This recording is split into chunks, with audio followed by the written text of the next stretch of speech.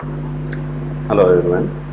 Previously we have seen the virtual memory where we have seen the approaches to enhance or to enlarge the main memory and so that we can accommodate larger processes in the in the name of main memory. But actually it was not the part of main memory. It was just a virtual function which was being managed by operating system. So now we are coming to real file management, that how actually file systems are residing over the disk, over the secondary storage.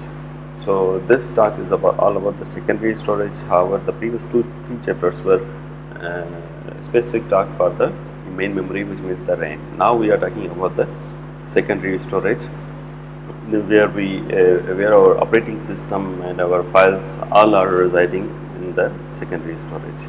So we will be seeing file concept, what is file and how it is actually written, and what are different things which can be written on the file systems, what are the extensions of the file, and then we will see access methods. After that we will see the disk and directory structure, right? How many directory structures are there? Actually all the files are organized in some directories. Okay, so how those directories are basically available on the system. So we'll see the disk and directory structure, and then file system mounting. Whatever we mount externally over a system, for example, if you use USB or any other system, any other hardware on your to attach on your system, then how those files are actually mounted on the system. This does not only mean that USB or external hard disk, but also your CD drives are mounted on a specific particular location. So we'll see that how mounting systems are actually working, and then we'll see the protection. So files are actually contiguous logical address spaces, which is written some data, whereas we write some data. The data can be a numeric, can be in character format, or can be in binary format. And numeric and character, we know word processing and data processing, word process are all the character and numeric. And in binary format, for example, if we have image and any other maybe object files and maybe some movies or whatever, those files which are in binary form represented over our disk, right? So we have different types of files. Let's say text file, we have source file. Source files means when we do some programming in Java, in C, in Python, in any language, then we have a source file, right? And then from the source file we sometimes create the executable files. So we have different types of files with different type of purposes, with different type of interfaces, that how those will be executed, right? So we have many types of files, and whenever we create a file, we have some attributes. These attributes are actually, we can say that this is an abstract data type. A file is an abstract data type which has some attributes needed to be filled when it is created.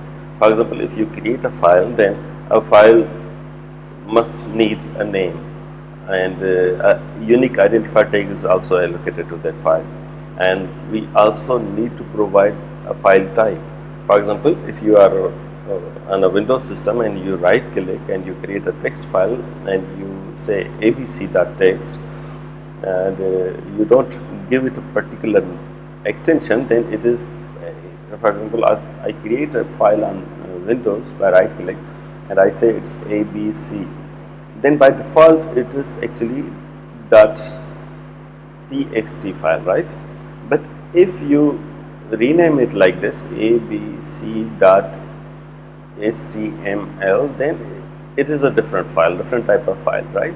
Then it will be executed, or it will be open, can be viewed in a text file also, and also in the browser, right? So this extension actually let us know that where this file will be displayed, or how this file will be displayed. actually the instructions available in this file are appropriate for a particular type of applications. So the type is needed for a system that supports different type of files. Now there are systems which does not support multiple type of files, so that on that system, that type of system, we don't need type. But as nowadays we have systems which supports multiple type of files. For example, if you see Windows, then we have .exe, .txt, .doc, .obj, .exe, and many different .jpg, .mp4, .mov. So we have hundreds of different file types, right? So all, if we have a system which supports multiple types, then the extension, the type is must. Okay, and the second thing is location. Location means on where it is available over the disk, right? Disk location actually. And then size may be in kbs or mbs, right? kbs or mbs, whatever appropriate. Okay, size of that, maybe it can also be in gbs, right? For example, if you have movie file, then it is in GB. For example, if you have image, it can be in MB. If you have text file, it can be in KBs, right? And then protection, control who can do reading, writing, and executing. We have actually three functions: read, write, and execute. You have might seen in your practical classes that these three parameters we set while we are creating a file, or we are trying to protect a file using chmod, right? So this is Unix command, and this is about the protection, that who can do what. And then we have some also other parameters for monitoring and securing, right, your file. For example, time, date, user identification, that who came and what have been done by a particular user at what time and what date, right? So we have some approaches to monitor the file, and also we might sometimes have some checksums, right? Checksums for error correction or error detection, right? Error detection. So we have these attributes as a abstract, right? Then we have this file is actually an abstract data type, and in this abstract data type we must provide few things, right, when we are creating.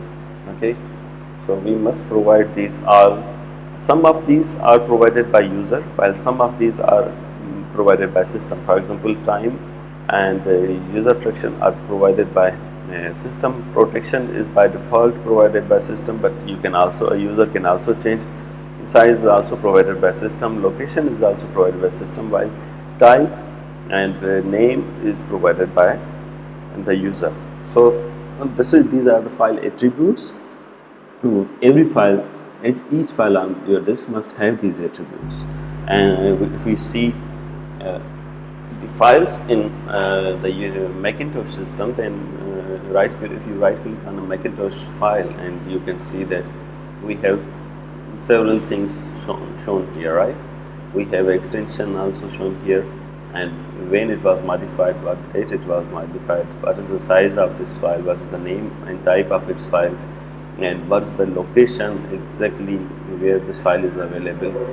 And also if we have some logs, we can also show those logs here, right?